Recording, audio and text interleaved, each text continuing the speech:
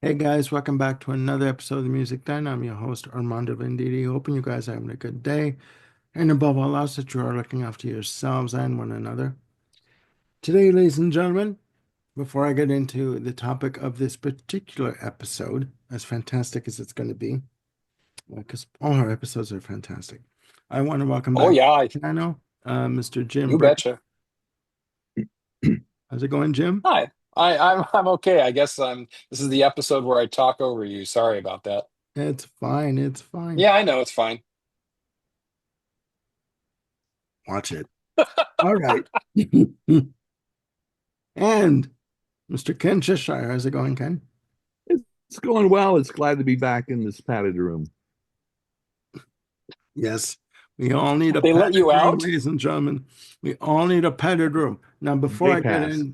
before I get into the Gay topic pass. of this fantastic episode, ladies and gentlemen, I want to acknowledge something. A few months back, I was introduced to a certain individual, um, in the hopes of possibly striking up um, a collaboration on for the music then. So I was introduced to this individual by Mr. Bill Schuster, and we had a conversation via Zoom. We hit it off so well that this individual started to appear on the Music Den, and I thought it was going to be maybe one or two or three episodes off and on. Ladies and gentlemen, this individual has celebrated his 100th appearance on this channel a few episodes back. We forgot to acknowledge said individual's 100th episode, and that was all on me. I am so sorry for this. Um, this individual has brought not only to me personally as a Zoom friend, a long distance friend, has brought great insight and great uh, knowledge of music, because I've always said once you think you know all there is to know about music, you might as well just call it in and just do something else, right? Go fishing or something. But this individual has opened up a new avenue of music for me to explore and discover, um, and has been a good friend ever since he has joined the channel. I am talking about none other than Jim Bricker. So I wanted to acknowledge Jim's contribution to this channel and his friendship. So Well, thank you, um, Armando. I appreciate that. This is happy belated 100th anniversary in terms of your episodes, and woohoo. hopefully we will continue to do more. I think we're at 105 or Could 106 at this be. point, because we just keep coming up with some such fantastic ideas, ladies and gentlemen. So again, happy 100th episode anniversary, and we will continue to do more in the future. Dare say we shall. It's been a fun ride so far. Let's keep it going as long as I keep Black MIDI and Slap Happy at bay, I think we'll be all right. No, yeah, definitely, definitely. This would definitely be a Black MIDI and Slap Happy Free Zone, ladies and gentlemen. Yes, yes, I promise you that. So, ladies and gentlemen, this episode, purpose of this episode, Buried Treasures, episode 4. The conclusion of the first set of episodes under this moniker. It started out as Jim and I exchanging a list of albums, a list of 5 albums that we each wanted to have the other listen to and talk about these albums that, although they were made available to the public, to a certain extent slipped under the radar. Well, Mr. Cheshire came in on this idea and he gave us another list of 5 albums that he felt should be given more attention to. So we are going to go through this list. and give our impressions of these 5 albums. So, without further ado, I will pass the virtual mic over to, yes, the man of the hour, the anniversary boy, uh, Jim. Yes, be happy. Everyone be happy. All right. And you can give us your impression of the first album on this list. Okay, thank you. And I think we're going to tackle these chronologically. So, with that, we are going to start with 1982 and the solo album from Paul Carrack, Suburban Voodoo, excuse me.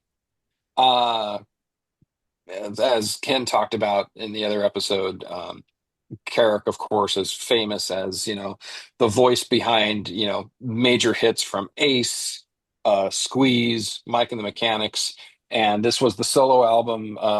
The Suburban Voodoo album was produced by Nick Lowe, right, Ken? Okay. Um, Carrick's voice is just got such a great soulful quality to it. I love to hear him sing. Um, there's one song on here that particularly stands out to me called "From Now On" that I think is just really, really, really well done. The album has sort of this combination of like a neo soul rock pile Elvis Costello feel to it, but everything is like really, really pretty much up tempo, positive. Um, all these 12 songs that are great, but I found in listening to them that it got very difficult sometimes for me to like distinguish, one song from another, because they all kind of seem to have tempos that were in the same ballpark, and maybe song structures that were kind of the same. Um, but it's a really fun listen, and yeah, this was something that was completely new to me, and I'm glad that I listened to it. There's a lot of really great albums from 1982, and there's another part of me that really wants to put this alongside of Avalon. I think Avalon's got like a completely different feel to it, and texture and warmth, but this for some reason seems like a really nice complement to it. I'm gonna have to explore that a little bit more. But yeah, I like Suburban Voodoo. It's some great stuff, man. Okay. Um, my view on this album, oh boy. Um, it is Paul Carrick's second solo release, released through Epic, released in August of '82. Short album, 38 minutes and 19 seconds.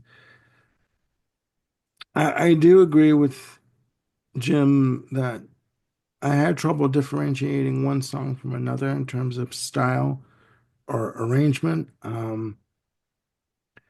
I kept thinking, because then with it being produced by Nick Lowe, I kept thinking of that one song, I Knew the Bride, when she used to rock. Cool. And that kept going through my head, and I'm like, oh my God.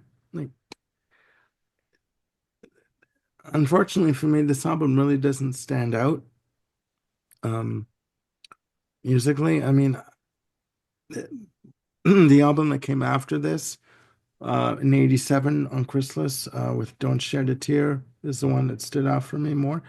But yeah, it does fall into that sort of blue-eyed soul kind of feel. I do get the connection to Elvis and the Elvis Costello and the attractions, but it really, unfortunately, I'm sorry, Ken, it really didn't stand out to me in terms of albums. Like it's just like, Yeah, this album I think would appeal more to Nick Lowe fans yeah, because, like I said, it's been referred to as a Nick Lowe album with Paul Carrick singing lead. yeah, It definitely has that. Um, at the time that this was released, I think Elvis Costello was released Imperial Bedroom, So Elvis had kind of moved on from the fundamental new wave. Yeah. Um, but that was really kind of Nick's niche at this point before he kind of went into the singer-songwriter kind of mode.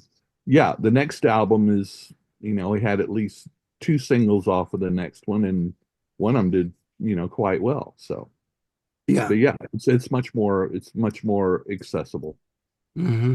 No, I But would anyway, definitely say that right. for that one. Yeah. Okay, Jim, on to the next one. On to the next one. Okay, so we are looking at the bopping over a whole decade now to 1993, which is the From Monday to Sunday, which is a solo album from Nick Hayward. Um, Nick Hayward from Haircut 100, right? Yes. Correct. Okay. There is some really great power pop on this album. I really like this. He Doesn't Love You Like I Do is just a outstanding song. How Do You Live Without Sunshine is this great slice of psychedelic pop. Mhm. I really like the feel of that. Into Your Life, going back to Mr. Costello, this feels like an Elvis Costello song um, to me. Um, I I enjoyed this quite a bit more than I thought I would, and I guess that's based on hearing earlier Nick Hayward albums that maybe were released too close to Haircut 100, had more of like a 80s synth pop vibe to it, and Hmm. I don't recall what album that is because I remember listening to it back in the day and kind of wrinkling my nose at it. So this was nice to get a whole new appreciation for what Nick brings to his songwriting. And yeah, I'm gonna check this out more. If you're you know, I think if you're a fan of like the first three Crowded House albums and some of the, I'll say, poppier Elvis Costello stuff, this is an easy recommendation. I enjoyed this quite a bit. Mhm. Yeah, I would agree with Jim on this one. I, again, when I think of Nick Haywood, I think of Haircut 100, Love Plus One. You know, it's like that one track. But no, from Monday to Sunday, I mean, it was this, it's his fourth solo release, produced by Nick Haywood. It was his follow-up album to the release of I Love You Avenue from 1988. Um, again, released on Epic Records. This is a good slab of power pop. He Doesn't Love You Like I Do. Fantastic. Fantastic. And just long enough. Like they're not really long songs. Like I think the longest one is uh How Do You Live Without Sunshine? 5 minutes and 15 seconds. The rest are like within the 2 minute plus to 3 minute plus range. Um, some great, again, some great power pop on this. Again, the laid off track, He Doesn't Love It Like I Do. Kite is great. Into Your Life is another one. Caravan is another good song. Ordinary People, January Man, Mr. Plain, uh, these words. And I also like the fact that he uses what I can hear as cello, um, Yes. like symphonic arrangements on these Yes. tracks. Just good use of, but not overuse, just Yeah. enough, right? Just to augment it a little bit and just to give it more of a rich, lush sound. Um, I'm surprised that I didn't hear about this when it came out in '93. I mean, well, at that point, I was so entrenched in Meatloaf Bad at Hill 2. Forgive me. But well, little sidebar. The only song I've known on that album really over time is I Do Anything for Love, but I won't do that. The 12-minute version. Otherwise, the rest, forget it. Moving on. Now, but I'm not one to gossip, so you didn't hear that from me. But No. this album, from Monday to Sunday, pop confection, perfection confection is what I would call it. And I need to listen to it some more to get into it more. I just think he's an unsung talent, and I think he should be talked about more Yeah. as an artist. Cool. So, moving on to our next one, Jim. Jumping ahead 3 years, we're going to the solo album from Midge Ure entitled Breathe in 1996.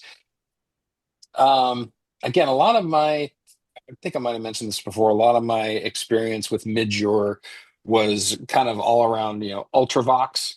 And, they certainly had their wheelhouse that they played in. And, other than, oh, like Reap the Wild Wind, I don't have a lot of experience with Ultravox. So I have, now more experience with Midge than I do with that. I really like this album. It's acoustic bass, so Very much so. it's got a tone that's a good 150 odd degrees away from Ultravox. Um, it's really melodic and catchy, the tunes that are in here.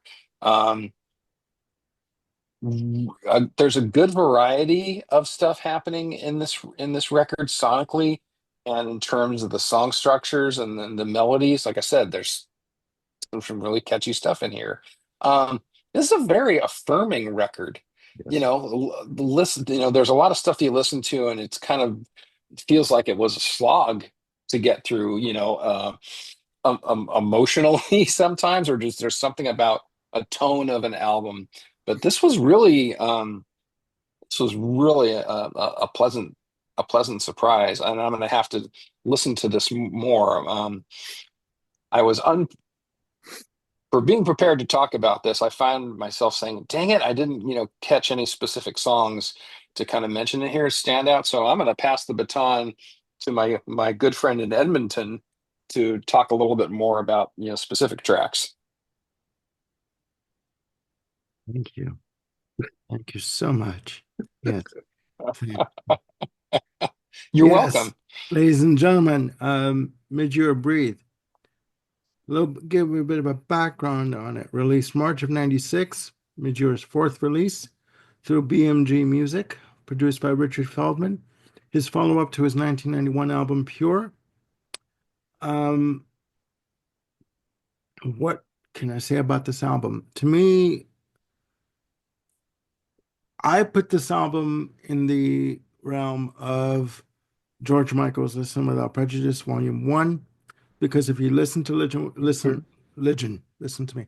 Listen with it. Yes, there's only coffee in Listen. this. There's only coffee in my mug. There's no Baileys or anything like that. Maybe there should be. That's the Listen Without problem. Prejudice, Volume 1, released in September of 1990. In that, Listen Without Prejudice was an album of maturity, of realization, of contemplation, and resignation. And this album, Breathe, is much the same lines. Again, I have in my notes songs of realization, resignation, and moving forward. Okay. Fantastic album from top to bottom. You do need, for me, I'm speaking purely, pulling a selfish card. I'm speaking for myself. There are times when I need to listen to music that that makes me sit and think, okay, and just go through the emotions of looking at where I was and do I want to stay there and just pushing forward and moving forward with my life. And this is one of those albums. Midyear has said that out of all of his albums, this is his most personal Yep. up to that point. Little side note, guys, and people watching, every artist says. Every artist, when they do their press junkets for their albums, to me, this is my most personal album. Yes, of course it is, because it's the one you've done recently. It's the most recent one. So, you know, but then 2 years down the road, when they do a new album, no, this is my most personal album. Okay, whatever. But I can see that this album is an album of reflection. He has gone through what he thinks is his own personal war. And instrumentally, it is more acoustic. Um, the female vocalist that's on this album, can you remind me, Ken, of who she is? It just flew out of my brain before you you asked me Okay, that. okay. I don't know. Um, Sorry. Um, I do think that she adds another dimension to the He does. to the pieces that she's on. I think I need more time with this album to listen to. I did a marathon listening session yesterday, but all 5 albums in one go. Help me, Jesus. But I this album does stand out for me, and I will be looking for it and getting it eventually at some point. Uh, it's an album of maturity. It's an album of contemplation. It's an album of taking back yourself and just going forward from there. There's no other way around it with this album. That's the only way I can describe it. Yeah, So, he has that element also in his first 3 solo albums.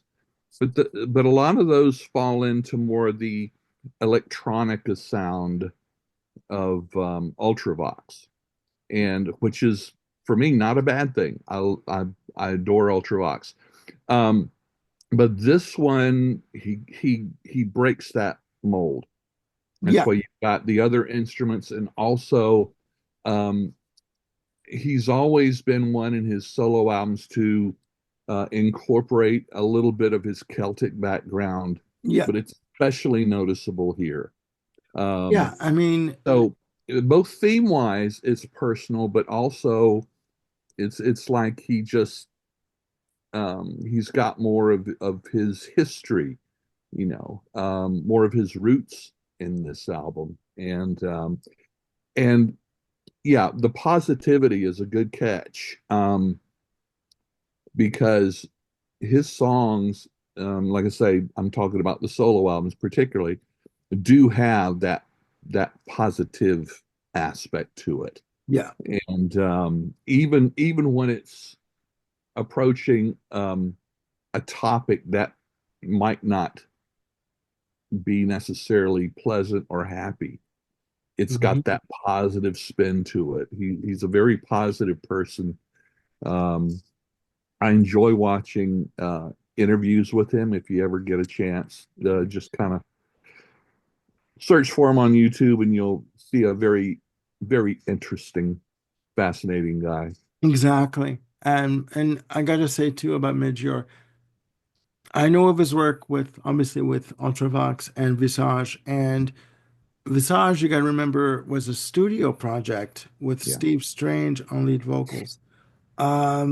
It, so, with songs like Fade to Gray, and, the fact that he f filled in for Gary Moore in 1979, at the very last minute, being offered a plane ticket on the Concorde to fly over to the States, to meet up with Thin Lizzy. And can you imagine that plane ride, ladies and gentlemen, where you have to sit there with a Walkman and listen to all the songs that you're playing guitar for the right. next night and learning them. Okay. I've Yep. always thought that Midgear's vocals are have a very sort of rich, but also very uh, definitive, like searing quality. Like even with songs like Vienna, you can have a beautiful keyboard, lush keyboard passage, and his vocals just cut through and effing soar through that soundscape. And they work. They work. He has got such a beautiful tone to his voice and a beautiful quality. Yeah. I think people tend to forget that about him, and I do think that he tends to get swept under the rug in terms of a vocalist and in terms of a keyboardist and guitarist. But that's my 4 cents on that on the matter. Um, moving Your four on. cents. Yes, exactly. Moving on, ladies and gentlemen, I'm going to take over this one. We're talking about um, on the list next up is Neil Finn with his release, Try Whistling This, released June 15th, 1998, through Parlophone and Work Records, respectively. Has a playing time of 54 minutes and 44 seconds. Has a list of 3 producers, but the one name that stands out for me on this list is as a producer is Marius DeVries. Now, Marius DeVries also was working with Madonna at the same time on her album of Ray of Light. We won't go into that album, thank God. But I have my own beef with that. Um, a little side note: once you enter the world of electronic music, Madonna, you should have stepped up just a little bit, give more variety. Okay, right. Okay, moving on. Back to Neil Finn. Uh, Jim, your take? Um, Try whistling this. This was a hard record for me to kind of find an entry point to. That's probably because I was a prisoner of my own expectations. I went into this expecting something that was more like the first 3 Crowded House records or some of the more poppier stuff from like Split Ends, Time and Tide. And this is really a bit of I'll call it a down tempo record. There's stuff here that's just not it. This ain't Don't Dream It's Over. Yeah. Um, yeah. For Ken's me, laughing. uh, you know, Twisty Bass, Loose Tongue, Truth. I mean, those are the 3 songs for me that really stand out. But I need to go back and listen to this record again with fresh ears, sort of away from the prison of my own expectations. I think it um, colors this colors my reaction to the album a little bit more because this is a lot of people like this record and they like it a lot, and so I need to see perhaps what I'm missing.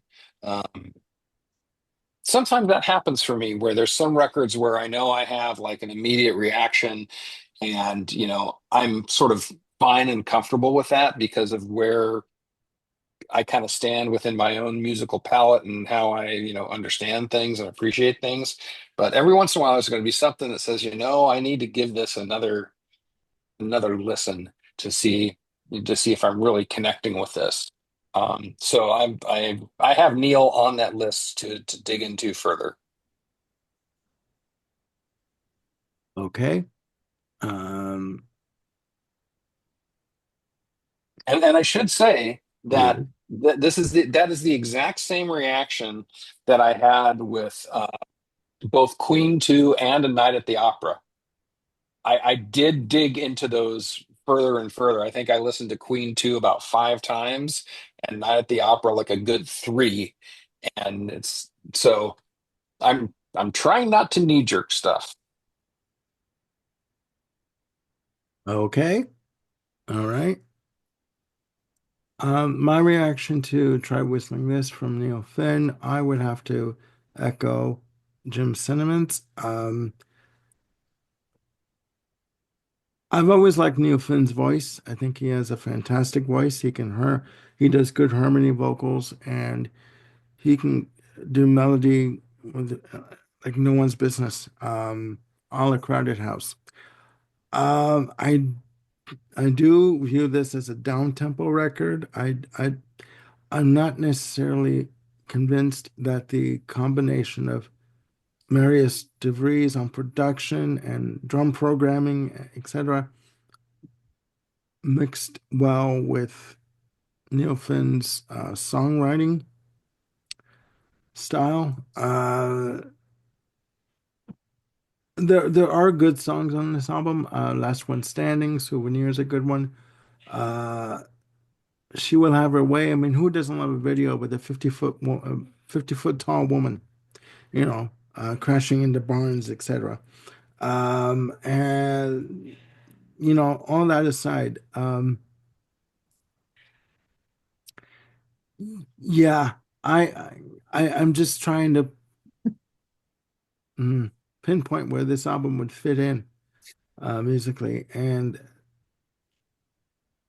I don't know. I maybe I would have to listen to it some more to give it more of a maybe give it a chance.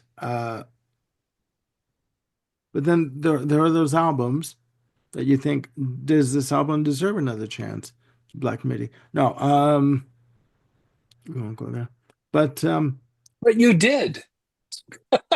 my show. But at That's the true. same time, well, it's our show.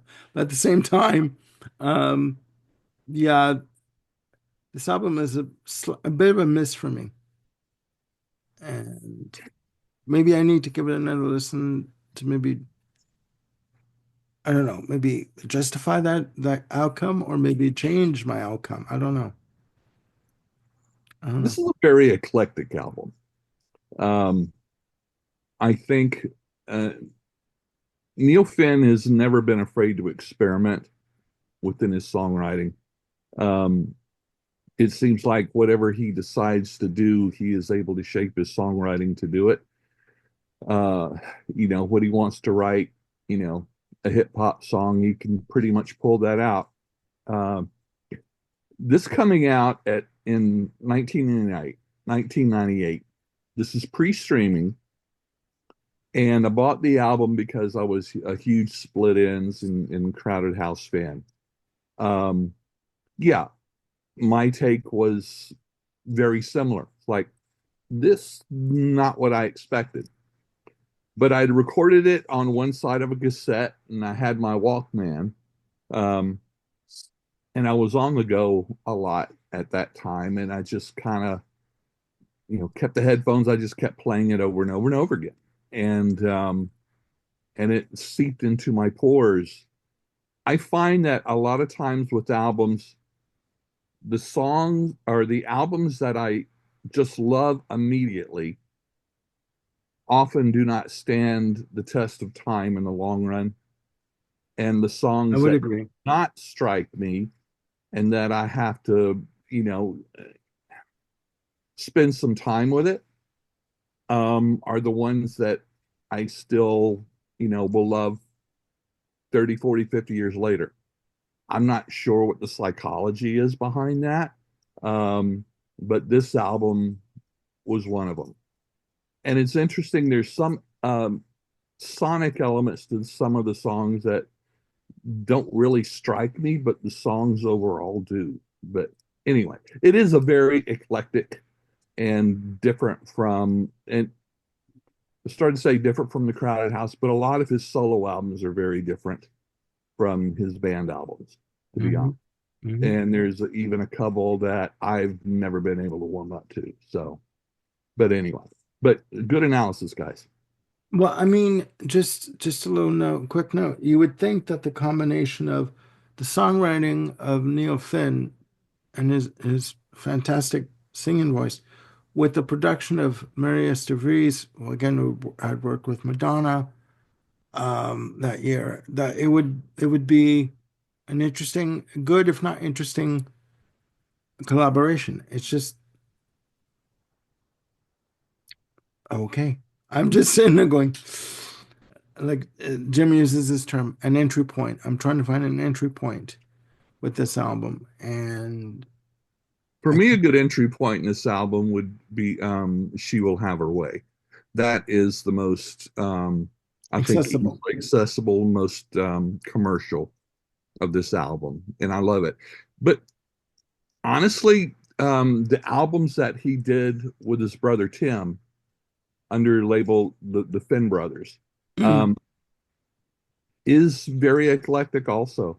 But then at the same time, as being a huge Crowded House fan, their last album, I kind of have to force myself to give it a listen, and honestly, I haven't done that enough. because it hadn't warmed up so far. So Really? it Okay. just, I mean, it and this could be again one of those albums that doesn't grab me to begin with, Hmm. but the more I live with it, you know, the more it kind of sometimes you need a slow seep rather than just a sudden Yeah. splash. So, Yeah. Yeah. so anyway, I mean, I'll give you an example of an album that I listened to and right away I loved, and right now, like at this point, it's okay, like where the love for it has diminished somewhat, and that's Tears for Fears and Raoul and the Kings of Spain. I mean, that one track, I Choose You, it's like, okay, yeah. so there's that point, there's that example.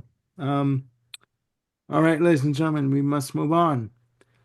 Next on the list is Toad the Wet Sprocket with New Constellation, released October 15th, 2013, uh, through Abe's Records, produced by Mackay Blue, has a playing time of 45 minutes and 10 seconds. The band's sixth release. Um, Over to Jim with his thoughts on this album. Right. So, uh, Toad, the band, is responsible for like three of my all-time favorite songs from the 90s. Ooh, All I Want, Walk on the Ocean, and Something's Always Wrong. To me, they're just perfectly crafted pieces of pop music. They've got a little edge to them, so they're not quite like the Confection Perfection. They don't kind of fit into that category, but it's just they're un they're you get those melodies in your head, and boy, howdy, they stick. yeah. There's just a wonderful stickiness into how they write their songs, and I'm a sucker for acoustic guitar anyway in a pop song. So they just ring out all that's all that much stronger to me. And New Constellation, it feels like they just picked up right where they left off in the 90s. I Yeah. mean, it's just this bright alt rock pop songcraft, highly melodic, these vocal harmonies that are just, slide in perfectly in Hey, all the right places. Yeah, I mean, for this is an easy, recommendation, and just reminds me that I need to go back and listen to those Toad albums from the 90s as well.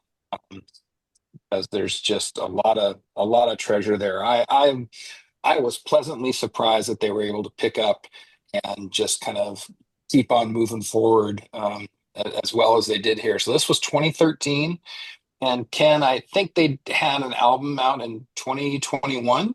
yeah, Have that right? Yeah. it's the latest. And yeah, and if they end up coming around to my neck of the woods again, I may just have to try to uh, try to make it an important point to go and see them. Really great stuff. And, if we were talking about Crowded House, of course, just before because of the Neil Finn, if you're a fan of Crowded House, I think Toad is a fine, fine complement to that. Um, That's a good point. I will I will stop while I'm ahead. There you go. Um, I'll go on record as saying this is the first Toilet Red Sprocket album I've listened to ever. I've heard of the name, and their videos were on Much Music Mm-hmm. all the time. Um, but to me, they just slipped under the radar, and I never really paid much attention to them at the time. I This is a fantastic collection of songs. Uh, Even reading into the lyrics, first of all, the songs are not very long. The longest song is like the last track, which is like 6 minutes and change overall. And if you hear Nina barking right now, I'm sorry. just getting a little antsy right now. Um, this is just a great collection of pop music that is, to me, it's a collection of songs, but it's a band that's pretty much to me at this point have come full circle. Um, and the lyrical content is just this is a man saying overall over the course of these songs that I've lived my life, I've had experiences, good and bad. This is what I've learned, and I need to go on from here.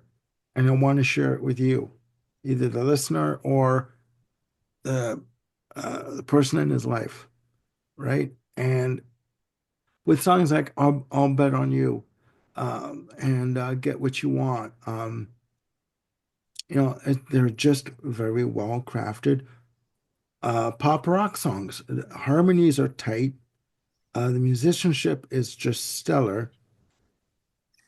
Tight arrangements, just beautifully executed.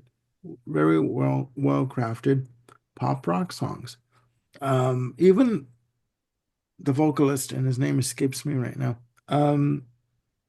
Glenn Phillips. Glenn Phillips.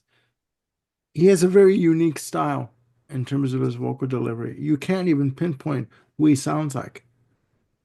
You know, Right. he's just an entity unto himself. And that's what I look forward to in music in terms of a vocalist. Someone that is just unique in their delivery. Not as unique as Slap Happy, but or Henry Crow, but that's the other end of the spectrum. That's like gone. But um, but I digress. Yeah. Uh, I just think that uh, this is an album that I want to listen to more, and I'm going to go into their other albums and explore Toad the Red Sprocket. Now, that being said, this album is no longer available on Amazon.ca. If you want a copy of this album, either go to eBay or go to Discogs, who have 6 copies of this album on Discogs right now, or just stream it on YouTube. You can get it. It is that good. This album is that good. So, um, And I think, Ken, you spelled out we talked about this before that there's actually two versions of this album. The first version, the crowdfunded one, has about half a dozen other bonus tracks to it. Is that right? Yeah, and the reason why it's not easily available is because, like I said, it was self-recorded, um, released on a very small independent label. They did it all themselves, on and Ames Records. so it was, as far as I know, it was never acquired by a large record company and re-released. They went through at one point in the 90s, they had a conflict with the record company as far as the rights to their songs. Mhm. And so there are some recordings out there that are actually re-recordings of a lot of Hmm. stuff. There's not much difference between that and the original, but that's the only way they could retain the rights, Mhm. was to do their own recording, a la Taylor. Yeah. Yeah, you'd be surprised how many artists would have to re-record their own music in order to, you know, get money that they felt that they were owed. Yeah. Yep. So, all right, ladies and gentlemen, there you have it. Buried Treasures, episode 4. I want to thank Jim Bricker. Again, who was celebrating an anniversary with us. Thank you. And Ken Cheshire for coming along with me on this schizophrenic musical journey. And thank you for letting me share some of my um, buried treasures. There's You're just welcome. there's so many albums and stuff that um, I've never known anyone else to be aware of it, and so it's like good music. you know, the one thing you want to do more than enjoy it is sharing it with someone else. So I really appreciate it, Armando. No, no, no, it's fine. You're very welcome. I mean, again, music is something is music is something that you always learn from. You never stop learning. Once again, I've always said this. If you think you've learned everything there is to know, you might as well just say, "Okay, I'm done. I don't need to go past 1988 for music," which was a really crap year for music, by the way. In my very humble opinion, I don't need to go back. I don't need to go past, say, Guns N' Roses' Appetite for Destruction, in 1987, right? Like that. You might as well just say, okay, I'm going to do something else now. So music is something that you always learn from, and Hopefully, yeah. it's a little scary though, because you introduce stuff to people that, oh, you really have to listen to this, you're gonna love it. You may love it, but the person that listens to it, that's all right. You're kind of putting your heart on your sleeve when you do this, right? It's like, Yeah, oh, you you gotta do. listen to this, right? And you're thinking, oh, they're gonna love Night at the Opera, and then they come back, what is this? And you're thinking, are you mad? You know what I mean? Like, what's wrong with you? But it is what it is, right? I mean, Sure. music is ever changing and ever you learn. You're always learning stuff, right? And that's the good thing about it, right? So, any other comments, Jim? I saw you waving your hands and Well, no, I just the point that you're bringing up about Night at the Opera is, really, on point. It's a very important album for you, and like I said, it just doesn't hit me the same way. And maybe that says, it well definitely says something about each of us. Yeah. It's probably more of like, what the heck is my problem? Given that it's on so many lists of you know albums you have to hear, and best of the year and best of the decade, and all that kind of stuff. So it's incredibly important to kind of point out that I'll speak for all of us, based on what Ken was saying. Yeah, we're all here just to kind of share the stuff that we're passionate about.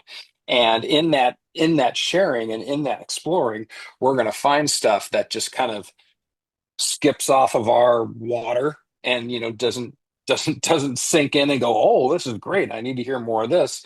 yeah. And there's stuff that's kind of like new discoveries. And I we don't mean to drive you into the poorhouse, Armando, as Oh with no, these you won't. recommendations that Ken and I come You up won't. with. Well, we'll talk off camera about that. Yeah. Um, Yeah. all right. But having said that, I think we've been kicking around the idea of doing like a volume two of Buried Treasures, more stuff that, we're kind of excited about, and hopefully it's stuff that others can, sink their teeth into as well. Very much so. We're going to be doing that. We're going Yeah. to be putting this to rest for a bit, but we're going to come back with a volume two of Buried Treasures. So please stay tuned for that. Again, for the anniversary boy, Jim Bricker, and for Mr. Ken Cheshire, I am Armando Venditti signing off. Please, again, click like and subscribe and hit the notification bell to keep yourselves on top of any new content we've got coming up. We've got more show ideas that we're going to do. We're going to do an episode on Bella Fleck and Chick Corea. That's coming up. We're going to be doing an episode of Young People's Guide to Talking Heads. That is coming up at some point. We are also going to be tackling at some point our top 5 albums of Miles Davis. I believe the idea was to do a top 5 plus 2 honorable mentions of box sets, meaning of albums that were reissued into box set format. So that is coming up in the near future. So we have a lot more to do before that's going to get done. So, but again, for Jim and Ken, I'm Armando signing off. And please look after yourselves and one another. We'll see you soon with more episodes. Bye for now.